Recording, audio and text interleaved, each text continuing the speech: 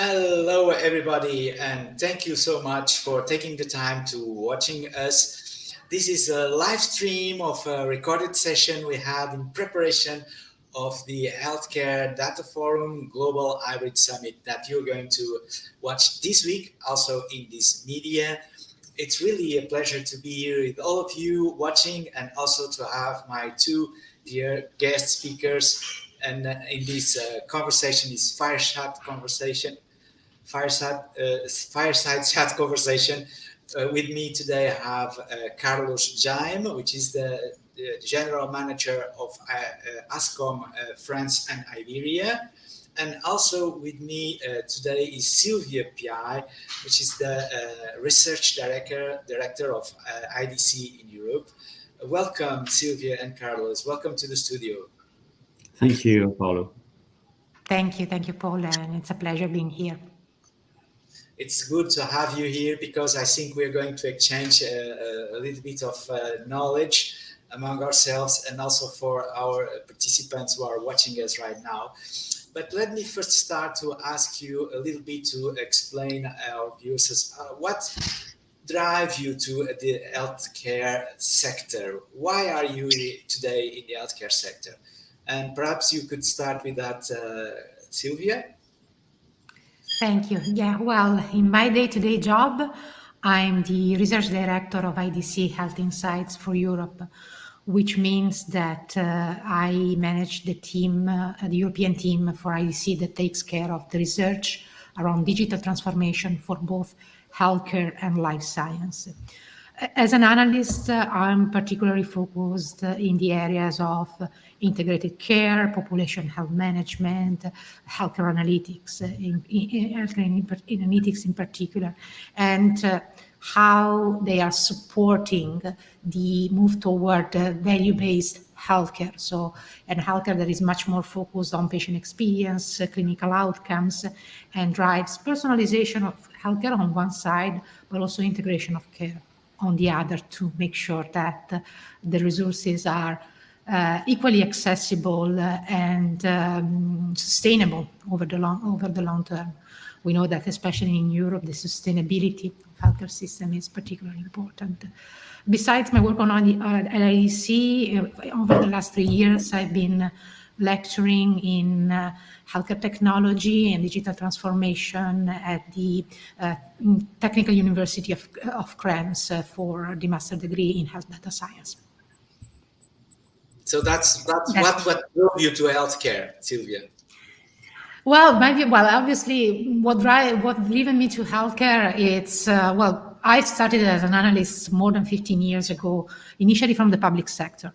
And where I was looking into, where we would be looking into the implication, I could have seen how digital could really make a difference. How a 360-degree view of the patient, which is real time, can really drive action that are more accurate, decisions that are more accurate and safer for the patient. And therefore, the difference it made into people's lives is quite tangible compared to, let's say, more philosophical aspects. So therefore, I started to specialize specifically in the healthcare space, and then becoming, for IDC, the lead for Europe. Personally, it's something that has always. Yeah, I've been always passionate about besides work, because I do really see the potential that digital can bring into that. Fantastic, Silvia. Thank you so much for sharing that. And Carlos, I know that you have made all of your life connected to the healthcare sector and digital health in particular. So what is the reason why you come to this space? Well, honestly, when I started my career in 1993, I decided to go in the high technical environment. I have the chance to join a healthcare IT company on medical device. And since close to 30 years, I'm involved in the digital transformation in hospital, on the outside hospital, but first of all, inside hospital. And I participate to this transformation I think we succeed in healthcare environment in terms of medical device technology improvement, but we are not so successful in digital because compared to the other market segment, we are really far behind in terms of security. We are far behind in terms of usage. We are far behind in terms of a global investment strategy. On why I'm so passionate, because my understanding of the real life inside hospital and now the real life outside hospital gave me the opportunity to be a good advisor for political on the digital strategy. This is why I'm involved since 7 years. And created the inside the cluster of Medicine Paris, the data department, in order to support local experience and to drive innovation, clinical innovation, in the way of digital healthcare. And I'm also been during 2 years the pilot of the French healthcare digital segment, just to share the best practice and to share my vision of the why we can improve the healthcare service on the healthcare experience for patient and medical staff in the market. I think the healthcare market is really a very specialized market. We have a strong regulatory constraints. We have a specific rules on specific guidelines, and you need to be involved in this market segment to have a good understanding. I'm passionate because I'm really convinced that we are doing today is very to provide a better healthcare, and also to provide and to accelerate the economical impact of this new business for Europe.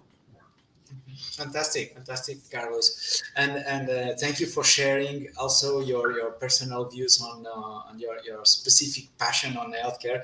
It's really interesting that we definitely find healthcare as a very, very specific sector, and within that, health data is my own passion, right? So as you know, I'm hosting the Health Data Forum Global Hybrid Summit later this week. We hope to have good conversations in what relates health data and the European health data space. Silvia, what are your views about the EHDS project that the European Commission is patiently building? Do you see any future on the European health data space? Well, that's a very topical question, I would say, because we know that digital transformation in healthcare passed through this new health data paradigm, where data needs to be real time, needs to be integrated because the sources of data are different and need to be shared across the ecosystem. And with ecosystem, we look into not only healthcare providers, so hospital healthcare organization, but also the broader clinical research areas, pharma, medtech, because there is a convergence toward increasing what is the value that is produced for patients. And how the rules and the framework around how this data are shared and used is really the key enabling factor for digital transformation to happen. And we know that other regions, in particular North American one, are currently the regions where there are currently the leads for key infrastructure player, in particular in the cloud area. But considering also the European regulation, considering how data are used and shared, and what are the purposes that are legal and what aren't legal, we need to come up with some sort of, let's say, European compliance solution. And also, it's a strategic one, because it's not only a matter of improving healthcare services delivery, but it's also to ensuring to the European industrial space within digital health the necessary competitive edge. And obviously, data do not define an organization, but the way in which data are used actually create that competitive edge. And therefore, of course, it's improving healthcare services and improving the quality of care that we provide to the patient. At the same time, there is also this economic question on ensuring that there is a European digital health ecosystem. And the European healthcare data initiatives really looks into that, and it's quite important for the development of the industry.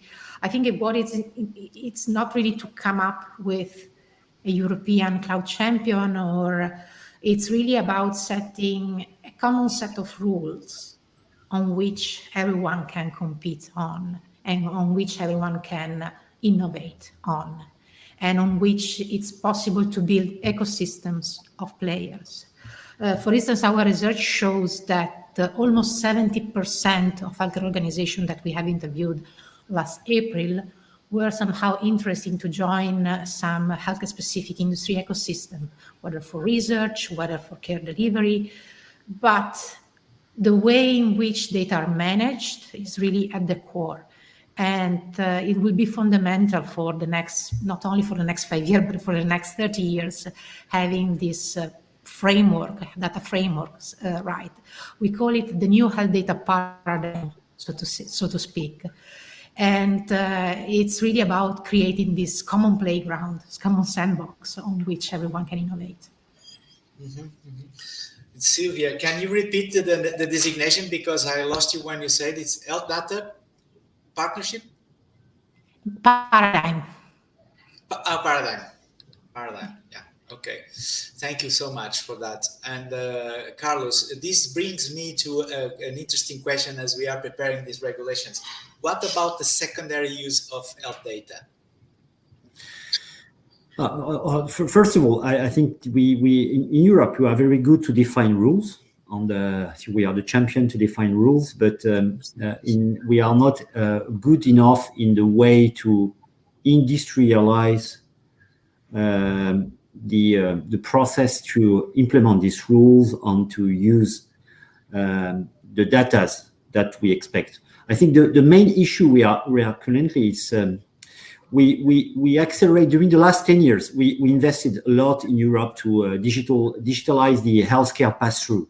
And we have a number of EHR projects in Italy, in France, in Portugal, in Spain, and we did quite a good job. But we forget that the main objective is to improve the way of the healthcare is doing every day for the medical staff and for the patient. And I think the real objective, we have two main objectives.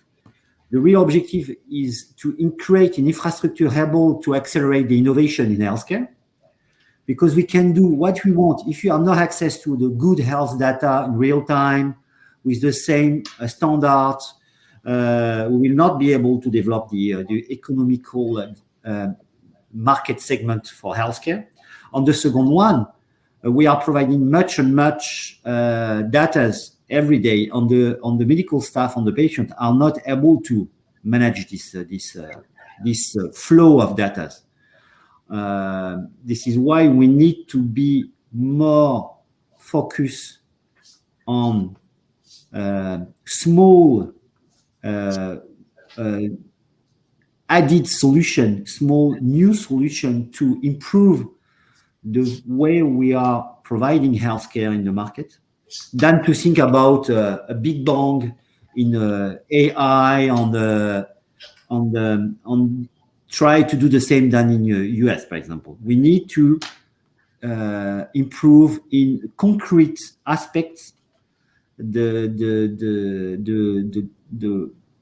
life of our patients on our medical staff.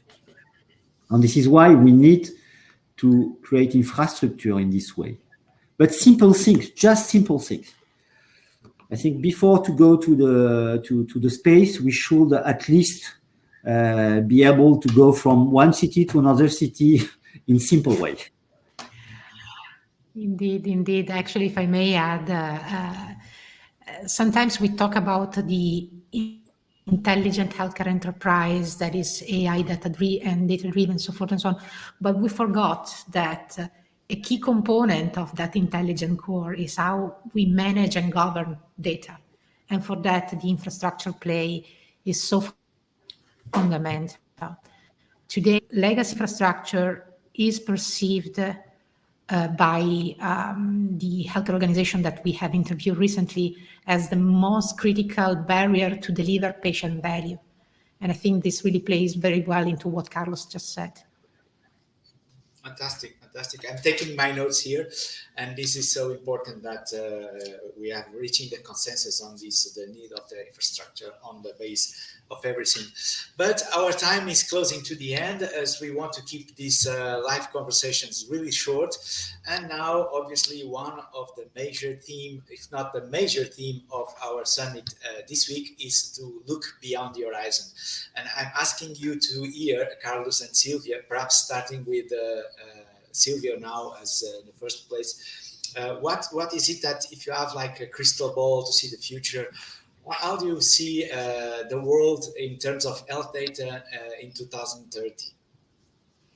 Well, 2030 is quite a long shot, but let's say that we have in 2030, we will have solved the infrastructure problem, and definitely everything around the automation and around artificial intelligence will be kind of topical into the development of the three main areas that we see into. One is patient services, and there is this new concept of a digital patient front door that is much more integrated with the back-end clinical services.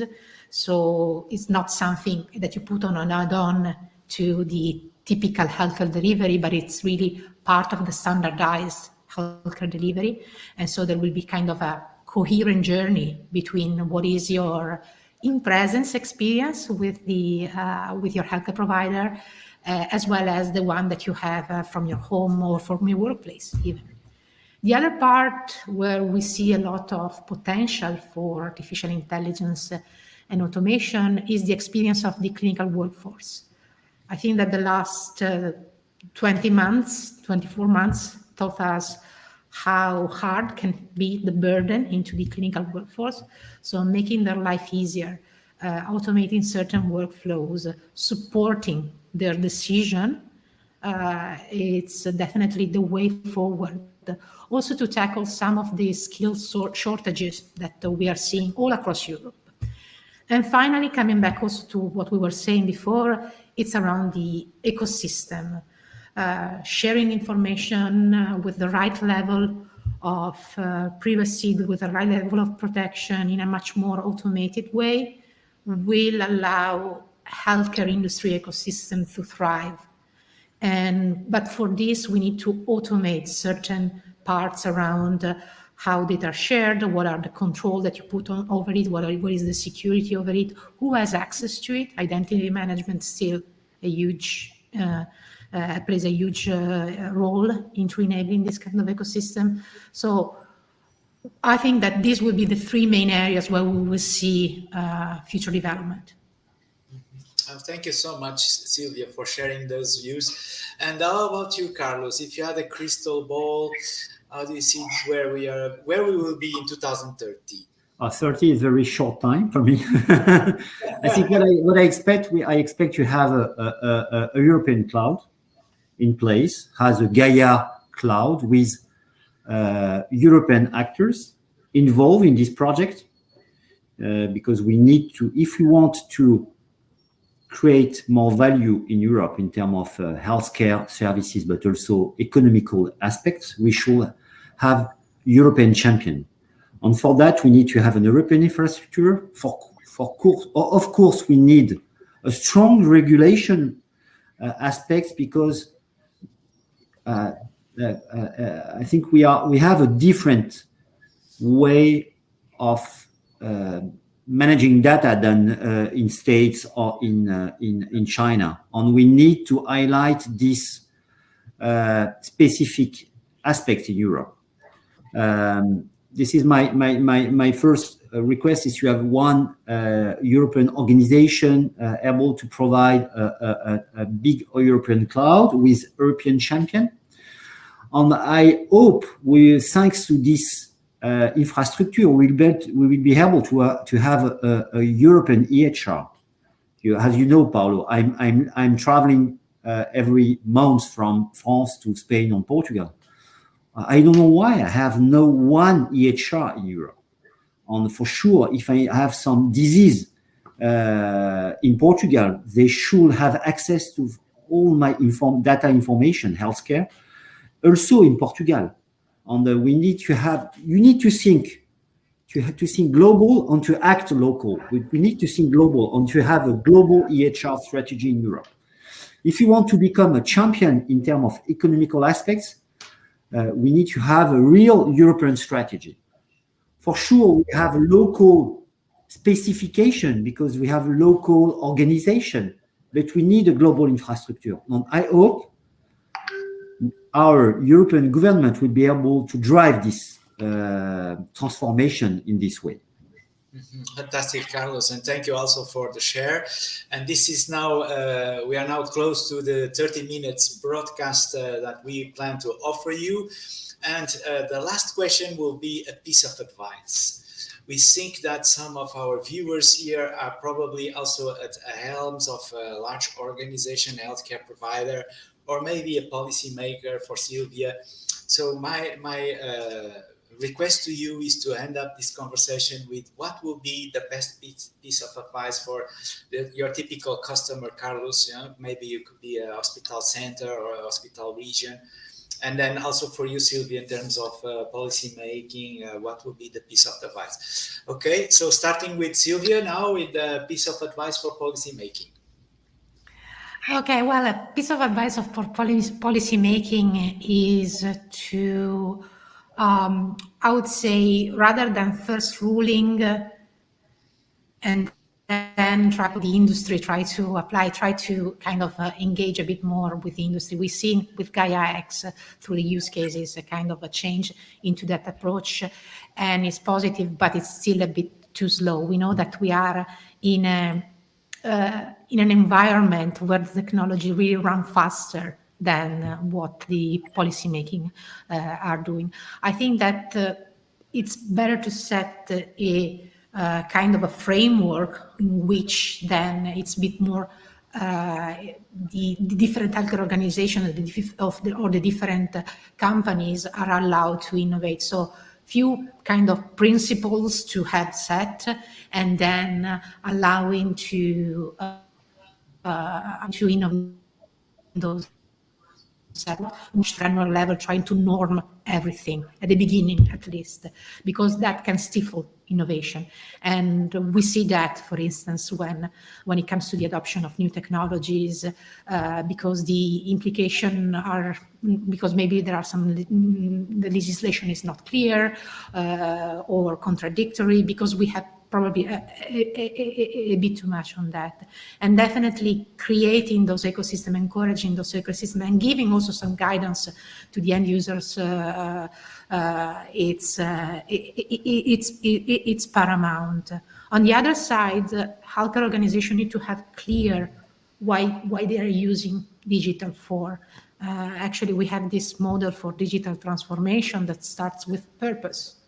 So what is the purpose of your organization and how digital can drop into that? Because especially today, when there is the risk to looking for the new shiny objects without putting into strategies that serve that purpose of your organization.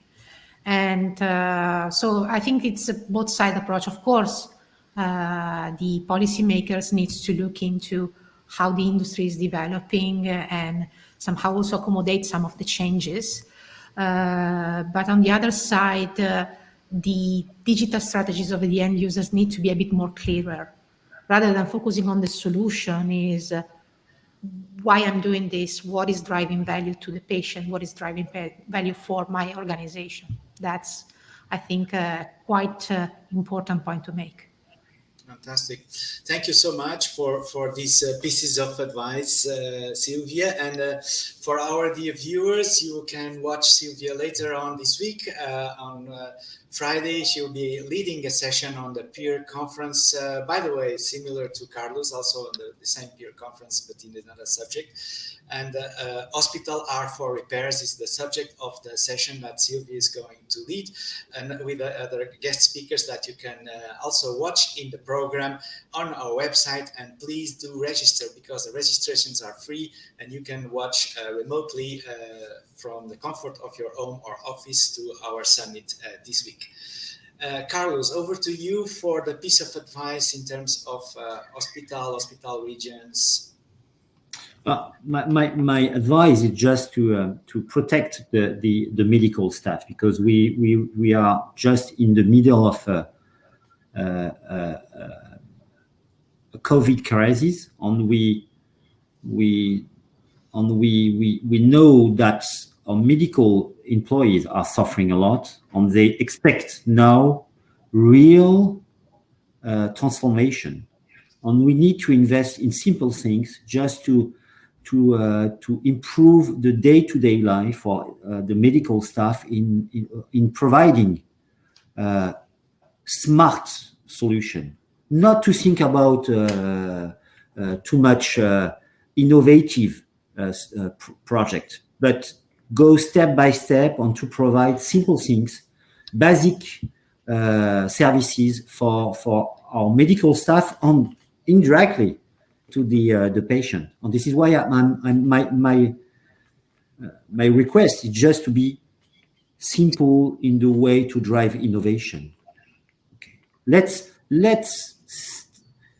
our government doing the global infrastructure strategy on guidelines, but locally we should think about very simple and very smart a solution for our medical staff. We need to protect our medical staff. We need to support our medical staff.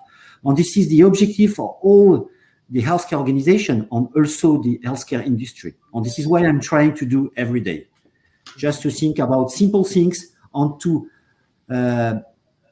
promote a life much simple for a medical staff and medical support team. Fantastic. I like this notion of the clinical staff, because also we can encompass there the nursing. In some cases, it's also so important that this notion is present. And thank you so much, Carlos and Silvia, for this conversation. We are now about to end the live broadcast here, and hopefully you can still reach out to Carlos, Jaime, and Silvia Piai. They're both on LinkedIn. You can put your comments here on this transmission, and don't forget that there's the peer conference on Friday where more conversations will take place, and specifically Carlos Jaime with Leonel Richard, they're leading a session on clinical decision support systems. So that will be an interesting point of conversation. And I see that there's a consensus here on the need for infrastructure, the burden of the clinical workforce, the need of an ecosystem, and for the policymakers to involve more the industry. I think this summarizes the results of our conversation. Thank you so much, Silvia and Carlos. Thank you. Thank you. It was a pleasure. Bye. See you soon. See you next week.